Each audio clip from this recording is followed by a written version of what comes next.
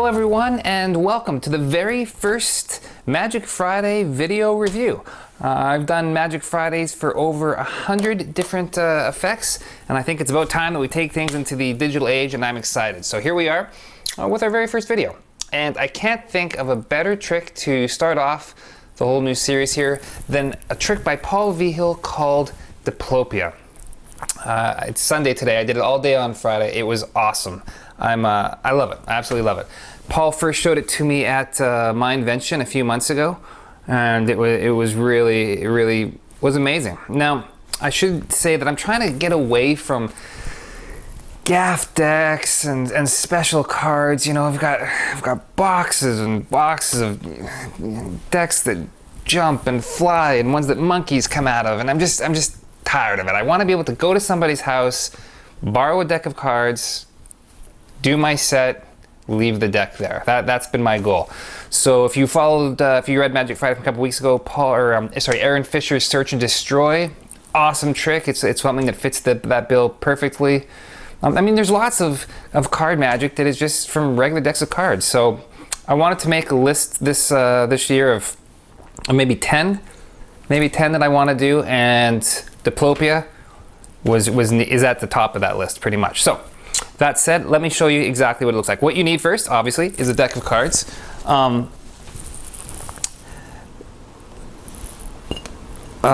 Sorry, one that probably,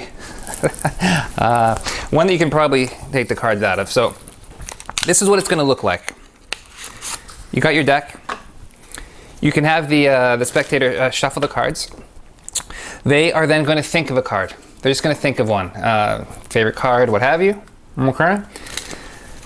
You then ask them to take a look at the deck, to look through, and to select their card, just to pull it out. So that's their favorite card. They're going to remove it.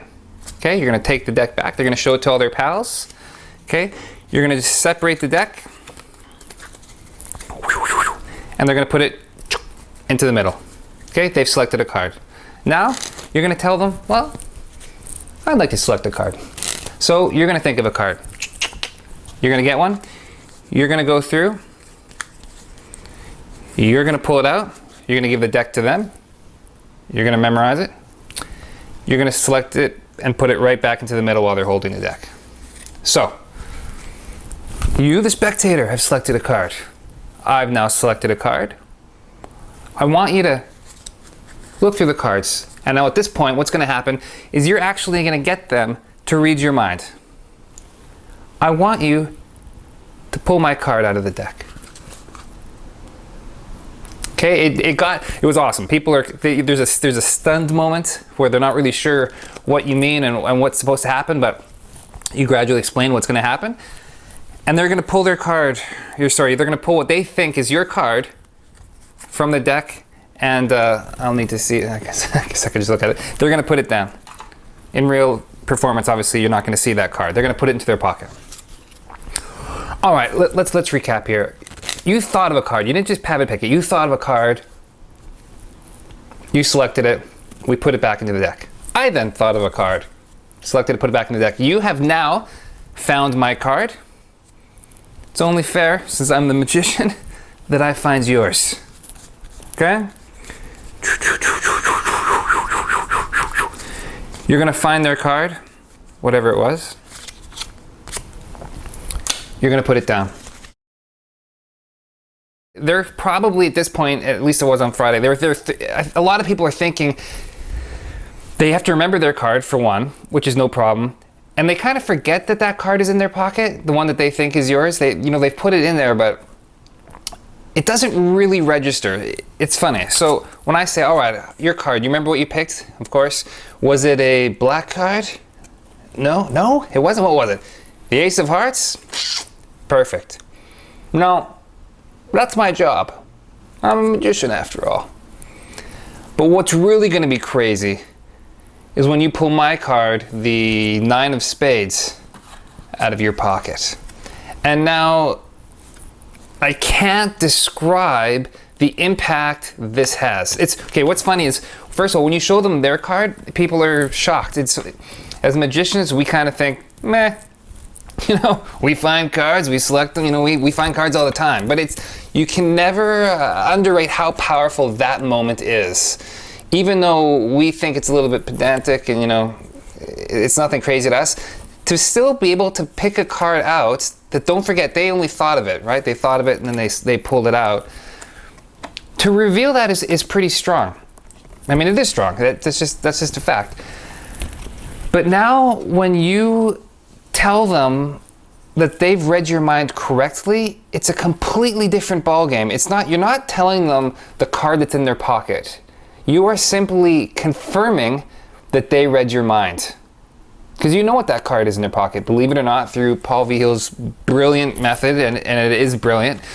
So when they pull it out, a lot of people I found forgot what card they had put in their pocket because it's not the one that they're remembering. They just kind of picked one out that they thought was mine and they put it in. So when I said, what's really going to blow the minds of everyone here is when you pull that 8 of spades out of your pocket, or I think I clarified, I always say my.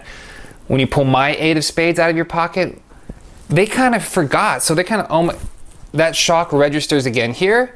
And then when they show everyone else, atom bomb.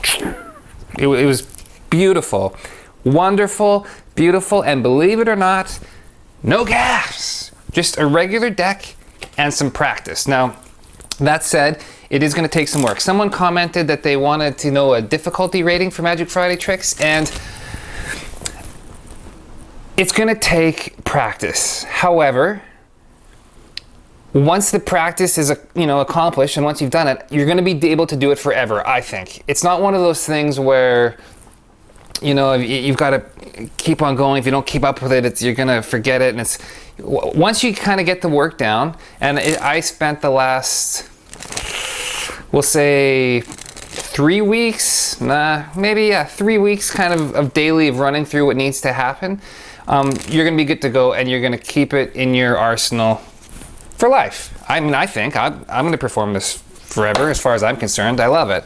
The question was that someone asked me, I have a group of magicians, I should clarify, a group of friends that I typically show Magic Friday to before the Friday, just to make sure I've got it up and running.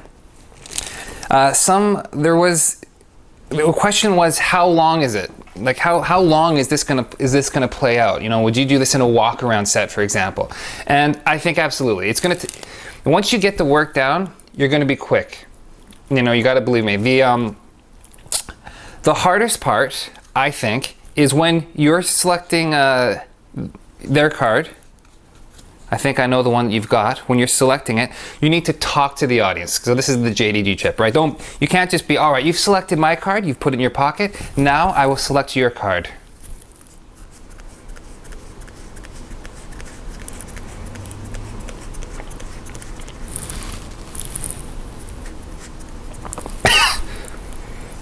I mean, that's just poor performance, obviously, right? When you find their card, it's going to be, all right, let's see, that's not it. Nah. Maybe does that, are you thinking of your card? You're thinking of it? All right, really? You remember? I think I've got it, actually. I think I've got it.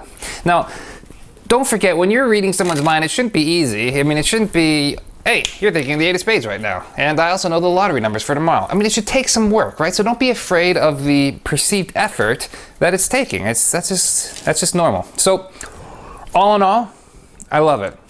It's great. The ability to always put magic onto the spectator is a fantastic plot. I know some people think that the power of magic should never be taken away from the performer, and other people like to always give it to the spectator. This has both. I'm finding a card, they're finding my card. We're both winners, and it was awesome. Friday, I didn't do it as many times, it was a slower day, and actually it was 100% every time, so it was awesome. Groups, it's the second one that does it, right? The first one, it's funny because they think it's over. I don't know if they forget that they put a card in their pocket. I mean, how would you forget that? But they just think, when I say, you're thinking of the 8 of hearts. Oh my God, how does he know? And then when you remind them that it's coming out, man, it was crazy. One lady she just couldn't believe it. She couldn't believe that she had selected my card. It just seemed so absolutely crazy. So there you have it. Paul Vigil's Diplopia. If you ever get a chance to meet Paul Vigil, the guy is awesome. He will blow your mind. He's absolutely fantastic. And he's just an amazing person. He deserves our support.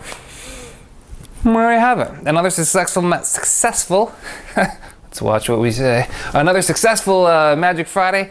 Thanks for tuning in. I'm going to have lots more to come over the coming years probably, and I'm really glad that you stopped by. Have an awesome day. Take care. I'm going to practice my zoom here and maybe zoom in and zoom out.